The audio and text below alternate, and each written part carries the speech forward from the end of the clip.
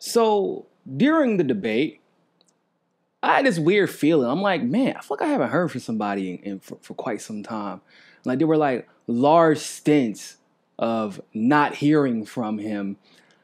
And I was wondering like if anybody else felt crazy, like, or if I was crazy and if anybody else felt the same way I did. So I went to look up the times to make sure that I wasn't going crazy. And in fact, I was not. Andrew Yang was basically put in the corner and froze out the entire debate. The talking time got released. And to be honest with you, it's sadder than what you might think it is. And I may explain why in a second. This is what the time spread was for the talk time spread for the third Democratic primary debates. Biden, 17 minutes and 22 seconds. Warren, 16 minutes and 15 seconds. Booker, 13 minutes and 48 seconds. Bernie, 13 minutes and 43 seconds. Harris, 13 minutes and 42 seconds. Buttigieg, 11 minutes and 52 seconds. Castro, 11 minutes and 9 seconds. Klobuchar, 10 minutes and 8 seconds.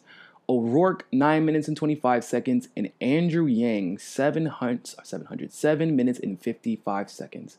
What's sad about that is that about a minute and 30 seconds of that was his final response.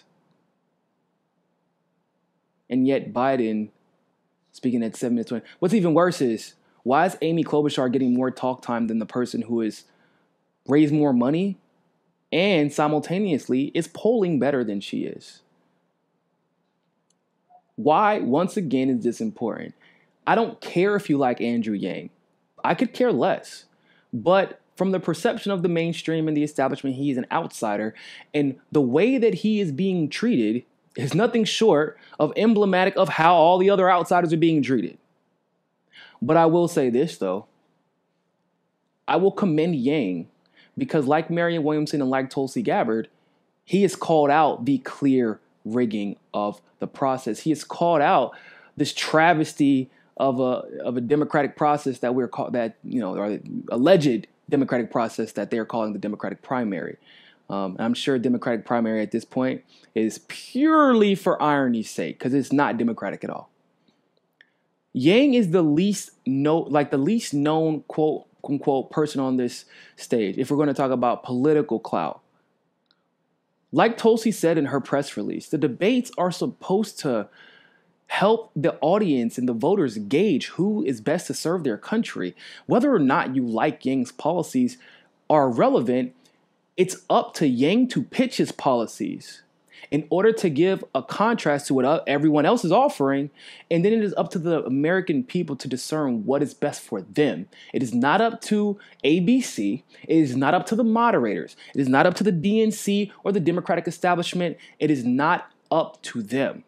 It should only and forever be up to the voters. And when you have a newer candidate like Andrew Yang, especially someone who is newer to the political scene, and you only give him 7 minutes and 55 seconds to speak total, once again, that's not including the final statements. That's a travesty. That is criminal. You are robbing Americans of the ability to make an informed decision on who they would like to see represent them against Donald Trump in 2020.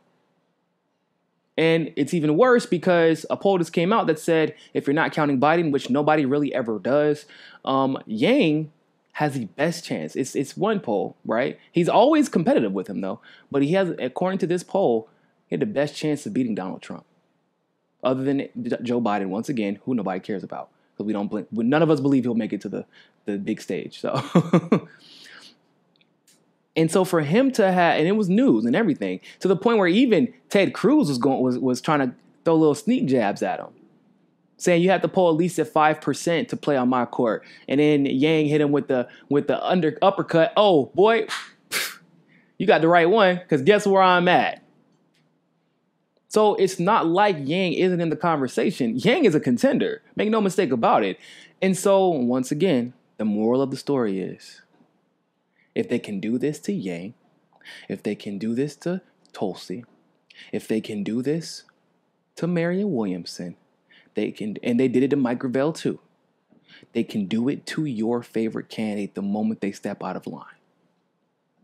Let's not forget, Bernie did get 13 minutes and 43 seconds to speak, but I think it should be understood that if you watch the entirety of the debate, then you know that, 7 minutes of that was Medicare for all. He didn't really get to speak on much. There was a whole, I want to say there was a good 30 minutes at some point, 30 or 45 minutes straight, where Bernie didn't get to say a single word. He was being, the funniest part was where Amy Klobuchar challenged Bernie on the private insurance aspect of Medicare for all. And instead of them asking Bernie, who quote unquote wrote the damn bill, they asked Elizabeth Warren instead. Elizabeth Warren felt so entitled to questioning that Yang was asked a question about immigration, and then Warren said, after going on this damn diatribe about immigration, oh, why didn't you ask me that? And then she had to apologize because almost like she forgot her mic was hot. She said, oh, I'm sorry. Because she felt that entitled to questions. Not only that, but look at how the questions are being framed. Like, it's clear that they have their favorites, but it's more clear to me that they have the people they do not want in office. One, like, for all the critiques of Andrew Yang that I may have, and I have a few of them, he's evolved. He is good at listening to his support base. That's one thing that I think that Andrew Yang and Tulsi Gabbard have in common, is that they, more than anybody else, like, they immediately respond and react and talk directly to their support base. And it isn't an advisor, curating their Twitter or anything like that, or an advisor curating their responses in person. They listen to the support and they respond. And when you combine that with not taking corporate money, anybody becomes dangerous when you're willing to listen to your support base above anybody else, so that even when you make a mistake and your support base corrects you, you are only going to listen to them and you're not going to listen to corporate interests. So from that perspective, even Andrew Yang is a threat to the establishment, who only trusts people who takes their money. That's what, you gotta pay for that protection. And that's basically what it is, isn't it? Corporate lobbying is like extortion. You're paying for that protection. Say, hey man, don't you want to take this Lockheed Martin money to make sure that if we go to war, that you're protected? Nah, but I'm not planning on going to war as president. But just in case though, don't you want to have you want to be protected? Maybe not physically protected, but your brand. Don't you want your brand to be protected? But I'm okay though. I think my brand's pretty good. But don't you want to take this money though? You really should. Because you never know what could happen, Mr. Yang. We heard you're Asian and you know a lot of doctors, but some things doctors can't fix. Wink, wink, nudge, nudge. Take the corporate money or we'll give you 7 minutes and 55 seconds to speak. That's basically what happened. So we'd love to know what your thoughts are about this. Leave a like and a comment below. And always remember, more than anything else, find your balance. Peace. Hey, don't forget to hit that subscribe button if you like that segment of Mikasa Sukasa. Also, you can help us upgrade the studio and take this show on the road to cover the on-the-ground politics that you love by clicking on that GoFundMe link in the description and donating literally anything. Anything helps. Also, you can follow us on Rockfin, on Twitter, and on Facebook as well.